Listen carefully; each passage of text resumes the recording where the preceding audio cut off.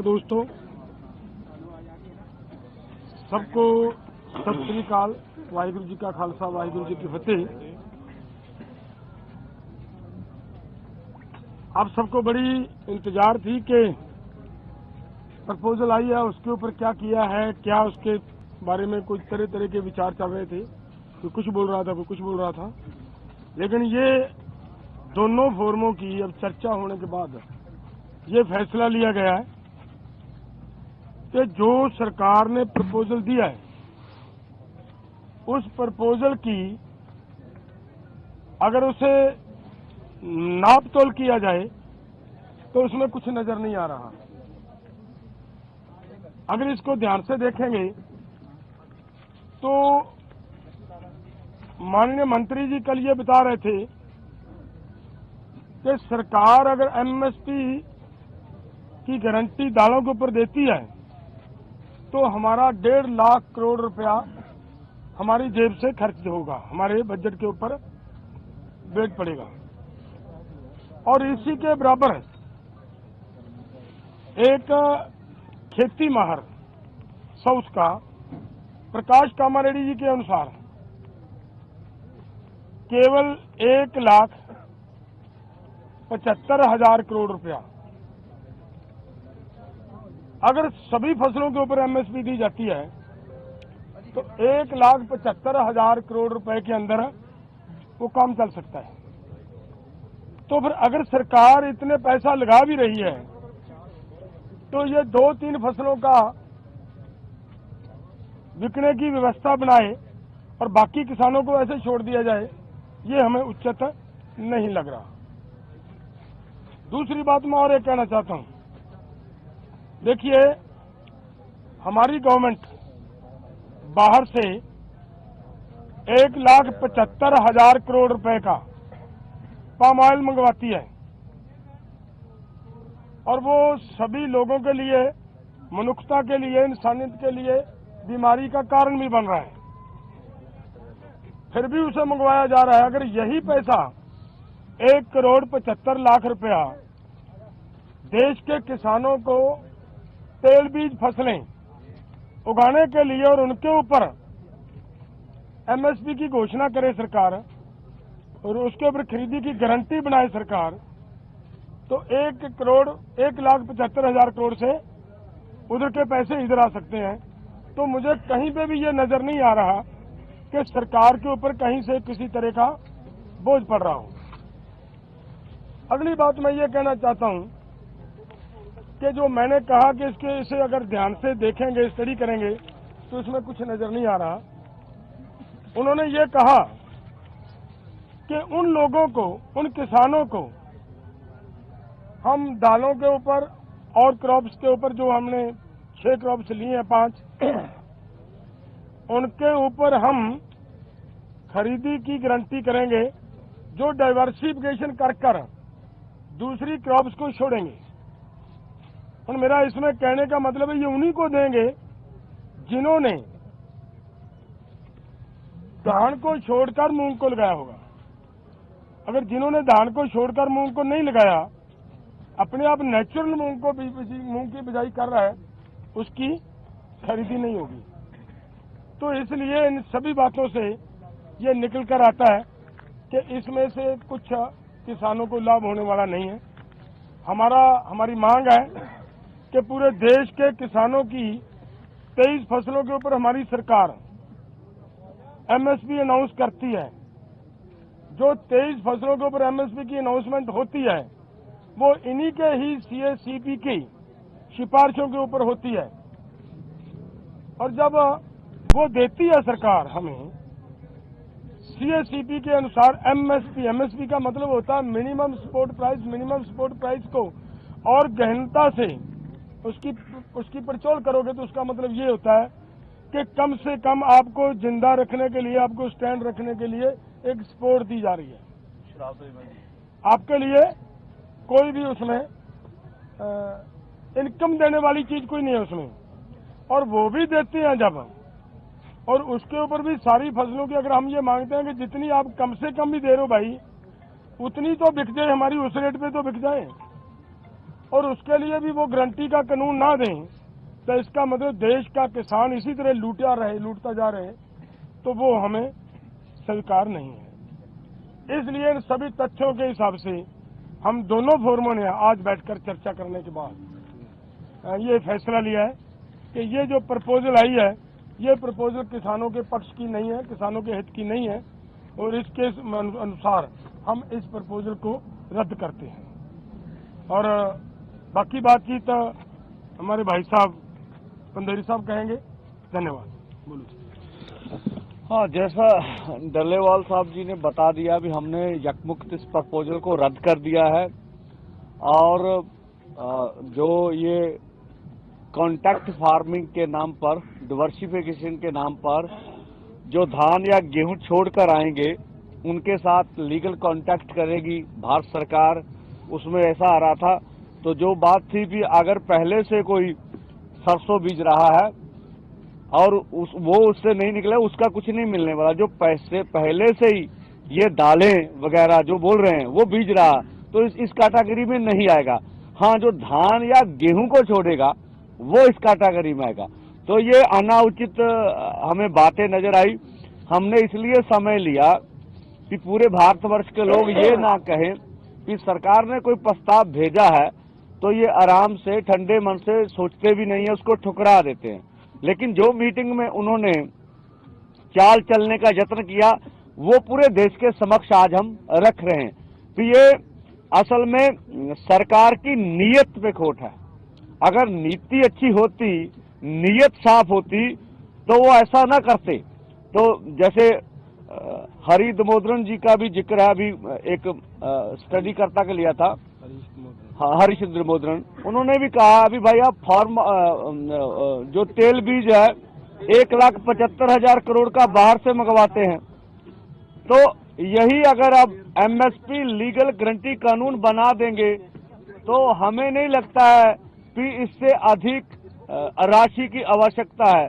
तो हमारी मांग जो ही वही है कि सरकार एमएसपी गारंटी कानून 23 फसलों के ऊपर बना के दे, और जो फसलें रह जाएंगी उसके ऊपर स्टडी करने के बाद सभी फसलों के ऊपर हमें जो है एमएसपी लीगल गारंटी का कानून चाहिए। हम इसी स्टैंड करते हैं, इस पर ही आगे बात होगी। अब भारत सरकार बताएगी हमें कि उन्होंने कर्ज माफी के ऊपर का क्या क्या अभी तक स्टडी की है। हमने तो अपना विचार विमर्श करके आपको बता दिया कि हमारे मन में ये, हम इस प्रपोजल को रद्द करते हैं। अब कर्ज के ऊपर उन्होंने अपनी स्टडी करनी थी, वो क्या कर रहे हैं। जैसे गन्ने के ऊपर C2 प्लस 100% और C2 प्लस 50% का जो फार्मूला है, उसके ऊपर भारत सरकार क्या कर रही है। इसी के साथ जैसे WTO से हमने बोला भी खेती सेक्टर को आप बाहर निकालिए, जैसे नरेगा पे ऊपर बात थी कि 200 दिन और 700 रुपया दिहाड़ी, ये सब बातों के ऊपर मंत्री महोदय बोलकर गए थे कि हम भी दिल्ली जाएंगे और वहां से अपनी सरकार से विचार करने के बाद इनको बताएंगे। तो दूसरा, जैसे भारत सरकार विहार दिखा रही है मीटिंग्स में कि अगर इस प्रपोजल पे हमने बोला कर्ज के ऊपर बताइए, तो बोला पहले इस प्रपोजल पर आप अपनी बात करिए, आगे कर्ज के ऊपर बात करेंगे। और तो इस तरह की मीटिंगों में बातें चलती नहीं। यार, हमने देखा जब से हम मीटिंगों में जा रहे हैं, भारत सरकार के नुमाइंदे 3 घंटे बाद में आ रहे हैं। कानून 23 फसलों के ऊपर बना के दे, और जो फसलें रह जाएंगी उसके ऊपर स्टडी करने के बाद सभी फसलों के ऊपर हमें जो है एमएसपी लीगल गारंटी का कानून चाहिए। हम इसी स्टैंड करते हैं, इस पर ही आगे बात होगी। अब भारत सरकार बताएगी हमें कि उन्होंने कर्ज माफी के ऊपर का क्या क्या अभी तक स्टडी की है। हमने तो अपना विचार विमर्श करके आपको बता दिया कि हमारे मन में ये, हम इस प्रपोजल को रद्द करते हैं। अब कर्ज के ऊपर उन्होंने अपनी स्टडी करनी थी, वो क्या कर रहे हैं। जैसे गन्ने के ऊपर C2 प्लस 100% और C2 प्लस 50% का जो फार्मूला है, उसके ऊपर भारत सरकार क्या कर रही है। इसी के साथ जैसे WTO से हमने बोला भी खेती सेक्टर को आप बाहर निकालिए, जैसे नरेगा पे ऊपर बात थी भी 200 दिन और 700 रुपया दिहाड़ी, ये सब बातों के ऊपर मंत्री महोदय बोलकर गए थे भी हम भी दिल्ली जाएंगे और वहां से अपनी सरकार से विचार करने के बाद इनको बताएंगे। तो दूसरा, जैसे भारत सरकार विहार दिखा रही है मीटिंग्स में, भी अगर इस प्रपोजल पे हमने बोला कर्ज के ऊपर बताइए, तो बोला पहले इस प्रपोजल पर आप अपनी बात करिए, आगे कर्ज के ऊपर बात करेंगे। और तो इस तरह की मीटिंगों में बातें चलती नहीं। यार हमने देखा जब से हम मीटिंगों में जा रहे हैं, भारत सरकार के नुमाइंदे 3 घंटे बाद में आ रहे हैं। ये थोड़ा बात होती है। अब हमें समय आप 5:30 का दे रहे हैं, मीटिंग आप 8:10 में शुरू कर रहे हैं, तो इतना तो किसी के पास समय नहीं है। तो वार्ता अगर करनी है, जो समय आप देते हैं उसी समय, चलो 5-10 मिनट की कोई बात नहीं होती है आगे पीछे, तो वो हो जाना चाहिए। तो भारत सरकार की जो सीरियसनेस है वो मीटिंग शुरू होने के बाद ही पता चल जाती है। अभी बात हो जाने दीजिए।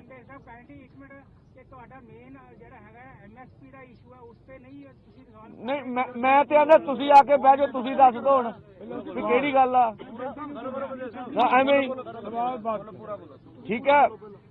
तो इस करके इसी तरह से जो अन्य मांगे हैं, उन मांगों के ऊपर ही अभी हमने सरकार से मांग रहे हैं आपके माध्यम से कि वो बताए भी उनका निर्णय क्या है। और दूसरा, कल खनौरी बॉर्डर पर मनजीत सिंह जी पटियाला से थे, किसान की शहीदी हुई थी। तो पंजाब सरकार ने अभी तक उनका जो पार्थिव शरीर अस्पताल में पड़ा हुआ, ना तो उनका पोस्टमार्टम हुआ, ना उसको उचित राशि दी गई है।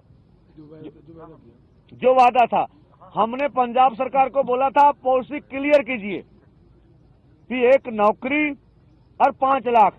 अभी तक माननीय मुख्यमंत्री जी का बयान तक नहीं आया कि उन्होंने पॉलिसी क्लियर की नहीं है। इस तरह से अगर बॉर्डरों पे किसान शहीद होते रहे और अस्पतालों में उनके पार्थिव शरीर इस तरह से पड़े रहे, तो ये मुझे नहीं लगता उचित होगा। तो ये पंजाब सरकार सोचे। और जिस तरह से पंजाब में 7 जिलों में नेट बंद किए गए हैं, तो स्पष्ट करना चाहिए पंजाब सरकार को भी उन्होंने भी लिख के दिया है या उनकी भी मंशा है। जिस तरह से सामने आ रहा भी DC पटियाला, उन्होंने सभी ब्रॉड बाइंडर को लिख के दिया है कि कोई मीडिया कर्मी हो, कोई भी हो, कोई ब्रॉड बाइंडर आपने देना नहीं है। तो वैसे कमर्शियल यूज के लिए जो नेट होता उसके ऊपर कभी भी कोई पाबंदी नहीं होती। हम पंजाब सरकार से भी स्पष्ट करेंगे, आपके DC ने केंद्र पे कहने पे ऊपर लिख कर दिया है अथवा या पंजाब सरकार का निर्णय। अभी तक पंजाब सरकार ने स्पष्टता नहीं किया है कि ये जो पुल है अगर ये पंजाब में आ रहा है तो आप इसका विरोध क्यों नहीं करते। आप बोलते हम लीगल नक्शा लेंगे, तो ले लीजिए, या आपका ऑपरेशन हरियाणा के साथ मिलकर चल रहा है, स्पष्ट तो कीजिए भी क्या हो रहा है। तो हम पंजाब सरकार से भी मांग करेंगे, जो हमने बातें उठाई उनको स्पष्ट कर दीजिए ये बात क्या है, किस तरह की है। तो ये तरह की बातें हैं। पंजाब में नेट बंद नहीं होना चाहिए। मुझे नहीं लगता केंद्र सरकार के पास इतने अधिकार हैं। अगर स्टेट सरकार को पूछे बगैर उसका नेट बंद कर दिया जाए। और बच्चों की पढ़ाई, अब स्कूलों में पेपर हो रहे हैं, तो इसके लिए कौन जिम्मेवार है।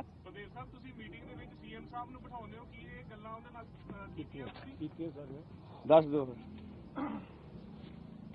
देखिए, जिस समय CM ਸਾਹਿਬ ਨੂੰ ਮੀਟਿੰਗ ਦੇ ਵਿੱਚ ਬਿਠਾਇਆ ਗਿਆ, ਉਸ ਦਿਨ ਬਿਠਾਉਣ ਦਾ ਮੇਨ ਕਾਰਨ ਹੀ ਇਹ ਸੀ ਕਿ ਭਾਈ ਤੂੰ ਸਾਡੀ ਸਟੇਟ ਦਾ ਮੁੱਖ ਮੰਤਰੀ ਆ, ਤੇਰੀ ਸਟੇਟ ਦੇ ਲੋਕ ਨੇ ਔਰ ਤੇਰੀ ਸਟੇਟ ਦੇ ਵਿੱਚ ਦੂਸਰੀ ਸਟੇਟ ਆ ਕੇ ਬੈਰੀਕੇਡਿੰਗ ਕਰਕੇ ਬੈਠੀ ਆ ਔਰ ਤੇਰੀ ਸਟੇਟ ਦੇ ਵਿੱਚ ਬੈਠੇ ਲੋਕਾਂ ਦੇ ਉੱਤੇ ਅਥਰੂ ਗੈਸ ਦੇ ਗੋਲੇ ਸਿੱਟੇ ਜਾ ਰਹੇ ਆ। ਇਦੋਂ ਵੀ ਗਾਹਾਂ ਅਸੀਂ ਵੀ ਕਿਹਾ ਕਿ ਅਥਰੂ ਗੈਸ ਦੇ ਗੋਲਿਆਂ ਤੋਂ ਅੱਗੇ ਲੰਘ ਕੇ ਸਾਡੇ ਉੱਤੇ ਮੋਰਟਾਰ ਦੇ ਹਮਲੇ ਕੀਤੇ ਗਏ ਇੱਥੇ ਲੋਕਾਂ ਦੇ ਉੱਤੇ, ਜੋ ਅਤੀ ਨਿੰਦਣਯੋਗ ਹੈ। ਇਸੇ ਲਈ ਬਿਠਾਇਆ ਸੀਗਾ ਕਿ ਅੱਜ ਸਾਡਾ ਮੁੱਖ ਮੰਤਰੀ ਇਹਦੇ ਵਿੱਚ ਆਉਣਾ ਚਾਹੀਦਾ। ਆ ਕੇ ਇੱਕ ਗੱਲ ਉਹਨਾਂ ਦੇ ਸਾਹਮਣੇ ਰੱਖੀ ਔਰ ਇਹਨਾਂ ਨੇ ਕਿਹਾ ਉਸ ਵੇਲੇ ਕਿ ਅਸੀਂ ਇਹਦੇ ਤੇ ਨੋਟਿਸ ਲਵਾਂਗੇ, ਲੇਕਿਨ ਅੱਜ ਤੱਕ ਕੋਈ ਨੋਟਿਸ ਨਹੀਂ ਲਿਆ ਗਿਆ। अगली गल मैं पटेल साहब ये है बात तो एक मिनट मेन इशू पे बोलते हो आप। मैं जरूरी एमएसपी वाला है कि आप कल रात जो आपकी 3 मुख्य मांग थी उससे अलग आपको ऑफर कुछ और दे दिया गया 5 फसलों पर एमएसपी की गारंटी कपास और मक्का, वो लेकर क्यों आए? वहीं आप रिजेक्ट करते, जो बात 24 घंटे क्यों लगी समझने में आपको?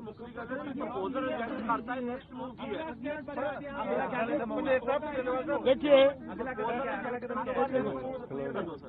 इधर से मुझे लग रहा है आवाज अंजुम जी की आ रही थी। अंजुम जी 1 मिनट रुकिए, मैं एक बात और कहनी चाह रहा था, वो भी आपकी बात का जवाब देंगे हम। मैं जो बात पूरी करनी चाह रहा था वो पूरी होने दीजिए, हमारा निवेदन आप सबको भाइयों को। देखिए आज हरियाणा सरकार की ओर से उनके डीजीपी का बयान आया है और उसने ये कहा है कि हमने यहाँ पे किसी भी बॉर्डर के ऊपर ऐसा नहीं किया, कहीं पे हमने अथरू गैस नहीं छोड़ा, कहीं पे हमने किसी तरह की बेल्ट गन नहीं चलाई, किसी तरह का कोई ऐसा वैसा नहीं किया, ये कहा उन्होंने। और हमारा ये कहना है कि अगर सच में डीजीपी साहब ने ऐसा ऑर्डर नहीं कहीं से मिला, उनको उन्होंने नहीं कहा और नहीं किया, तो जिन्होंने यहाँ पे ये किया और 400 के करीब लोग जख्मी किए, उनके खिलाफ तुरंत कार्रवाई क्यों नहीं करता हरियाणा गवर्नमेंट? उनके खिलाफ कार्रवाई करनी चाहिए।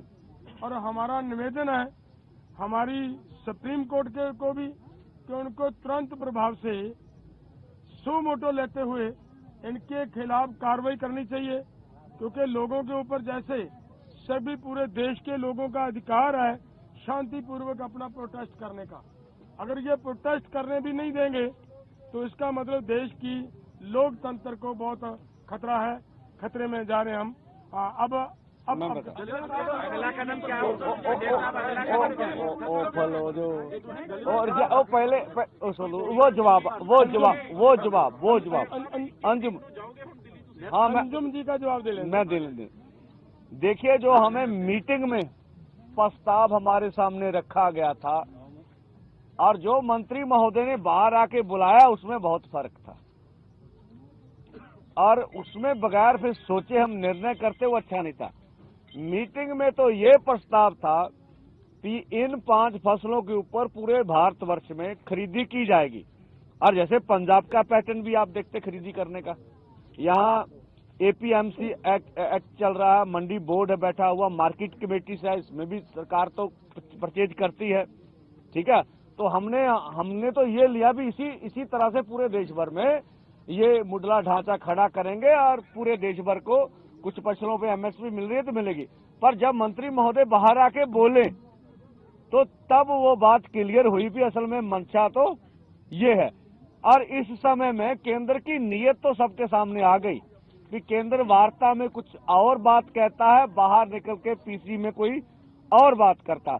तो इसलिए हमारा इसके ऊपर सोचना जरूरी था। मंत्री जी का बयान हमने आराम से सुना, स्टडी की और सभी से बात करके इसको रद्द कर दिया। और आप ठीक बोल रहे हैं, अगर उन्होंने मंत्री जी ने कहा कि बहुत इनोवेटिव और आउट ऑफ बॉक्स आइडिया किसानों की तरफ से आया, किसान भाइयों ने कहा।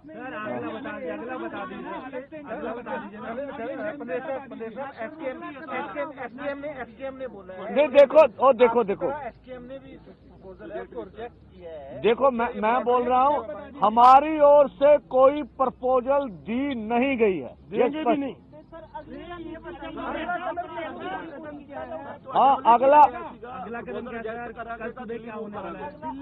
बिल्कुल पीसफुली ढंग नाल 21 तरीक ਨੂੰ 11 ਵਜੇ ਆਪਾਂ ਦਿੱਲੀ ਵੱਲ ਨੂੰ ਮੂਵ ਕਰਾਂਗੇ।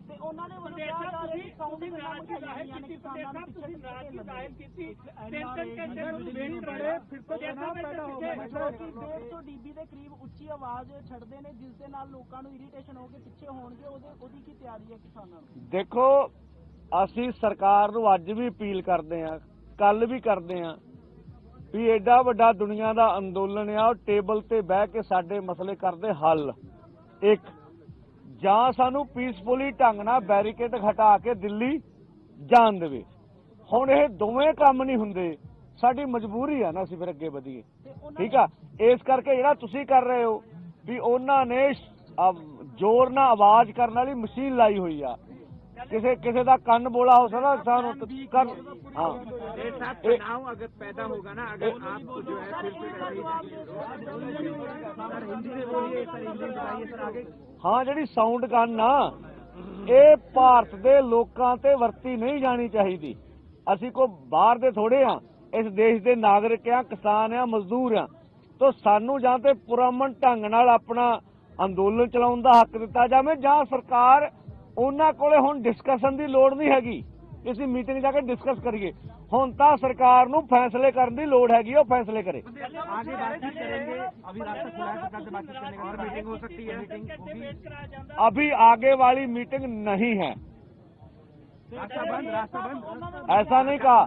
हम वार्ता के लिए हमेशा तैयार रहते हैं। ਧੰਨਵਾਦ ਸਾਹਿਬ, ਤੁਸੀਂ ਕਿਹਾ ਸੀ ਸਾਡੇ ਕੋਲ ਪਲਾਨ B ਹੈਗਾ, ਪਲਾਨ B ਤੁਹਾਡੇ ਕੋਲ ਕਿਵੇਂ ਹੈ, ਕਿਵੇਂ ਤੁਸੀਂ ਅੱਗੇ ਜਾਓਗੇ? ਤੁਸੀਂ ਕਿਹਾ ਸੀ ਸ਼ਾਂਤਮਈ ਤਰੀਕੇ ਨਾਲ ਜਾਵਾਂਗੇ। ਹਾਂ ਦੇਖੋ ਸਵਾਲ ਕੀ ਹੈ, ਇਹ ਅਜੇ ਸਾਡੀਆਂ ਅੰਦਰ ਬੈਠ ਕੇ ਗੱਲਾਂ ਕਰਨ ਵਾਲੀਆਂ ਨੇ ਕਿ ਕਿਸ ਤਰੀਕੇ ਨਾਲ ਅਸੀਂ ਅੱਗੇ ਵਧਣਾ ਹੈ।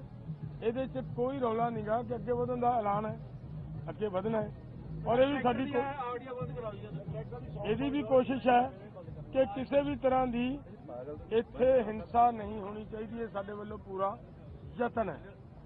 ਸਾਰੇ ਅਸੀਂ ਆਪ ਦੀ ਇਸ ਪੀਸੀ ਦੇ ਮਾਧਿਅਮ ਤੋਂ ਸਾਡੇ ਇਸ ਅੰਦੋਲਨ ਦੇ ਵਿੱਚ ਔਰ ਉਧਰਲੇ ਅੰਦੋਲਨ ਦੇ ਵਿੱਚ ਜਿੱਥੇ ਬੈਠੇ हमारे किसान साथी हैं, सब ਨੂੰ ਸਾਡੀ ਹੱਥ ਜੋੜ ਕੇ ਅਪੀਲ ਹੈ ਕਿ ਸ਼ਾਂਤੀ ਬਣਾ ਕੇ ਹੀ ਅੰਦੋਲਨ ਜਿੱਤੇ ਜਾਂਦੇ ਨੇ।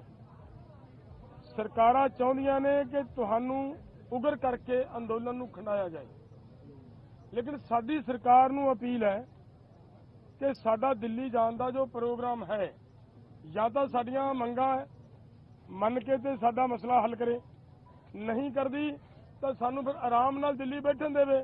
ਫਿਰ ਕੀ ਦਿੱਕਤ ਹੈ ਸਰਕਾਰ ਨੂੰ? ਦਿੱਲੀ ਕਿਹੜਾ ਮਤਲਬ ਇੱਕ ਕਿਸੇ ਸਰਕਾਰ ਨੇ ਕੋਈ ਬਹਿਤਾ ਕਰਾਈ ਨਹੀਂ, ਉਹ ਤਾਂ ਪੂਰੇ ਦੇਸ਼ ਦੀ ਦਿੱਲੀ ਹੈ ਜੀ। ਵੱਖਰੀ ਥਾਂ ਮੰਗੀ ਸੀ ਦਿੱਲੀ ਬੈਠਣ ਲਈ, ਅਗਰ ਨਹੀਂ ਮਿਲਦੀ ਹੈ ਤਾਂ ਫਿਰ ਉਸੇ ਤਰ੍ਹਾਂ ਸਿੰਘੂ ਬਾਰਡਰ ਵਗੈਰਾ ਟਿਕਰੀ ਵਗੈਰਾ ਬੈਠੂਗੇ ਜਿਵੇਂ ਪਹਿਲਾਂ। ਉਹ ਦੇਖੋ ਅਸੀਂ ਤਾਂ ਜੰਤਰ ਮੰਤਰ ਮੰਗੀ ਸੀ, ਵੱਖਰੀ ਕੋਈ ਨਹੀਂ ਸੀ ਮੰਗੀ ਹੈਗੀ। ਹੁਣ ਜੰਤਰ ਮੰਤਰ ਤੇ ਸਰਕਾਰ ਨੇ ਕੋਈ ਦੱਸਿਆ ਨਹੀਂ ਹੈਗਾ। ਧਰਨਾ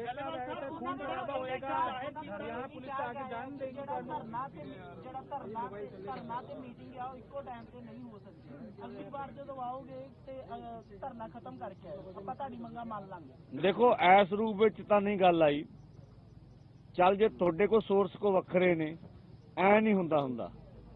ਅਸੀਂ ਹਮੇਸ਼ਾ ਅੰਦੋਲਨ ਦੇ ਵਿੱਚ 3 ਵਾਰੀ ਸਰਕਾਰ ਆ ਗਈ, ਠੀਕ ਆ, ਤਾਂ ਉਹਨੇ ਗੱਲਬਾਤ ਵੀ ਕੀਤੀ ਹੈਗੀ ਆ। तो इस करके जो इस किस्म की अप्रोच किते केंद्र की हैगी आ, तो मैनूं लगता है कोई लोकतांत्रिक तरीकाकार नहीं हैगा। सर 21 तारीख को अगर आप जाएंगे 11 बजे तो फिर जो वायलेंस होगा उसकी जिम्मेदारी किसकी होगी? आप बताइए, ये जो बैरिकेड लगा आपको इसका वायलेंस नहीं दिखता है? जो बाहर 25,000 अर्धसैनिक फोर्स लगे उसका वायलेंस नहीं दिखता है? हम तो अपनी तौर से वायलेंस नहीं करेंगे। अब स्टेट वायलेंस करना चाहता उसकी मर्जी है, हम नंगे हाथ हैं भाई, करेंगे।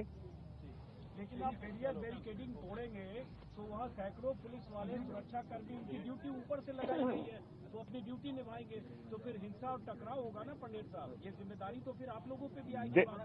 देखिए, हमारा बैरिकेड तोड़ने का अनक का सवाल है ही नहीं, हमारा दिल्ली जाने का अनक का सवाल है ही नहीं। हम तो मांग मनवाना चाहते हैं, और अगर कुछ सुनता नहीं है कोई स्टेट, तो हमारी मजबूरी भी तो है ना।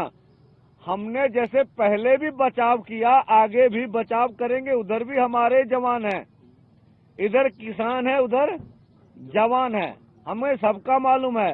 और जो ये किसान जवान का नारा निकालते जिंदाबाद, और उनको लड़ाने के लिए केंद्र सरकार तैयारी में है, तो ये पूरी दुनिया देख रही, पूरा देश देख रहा है।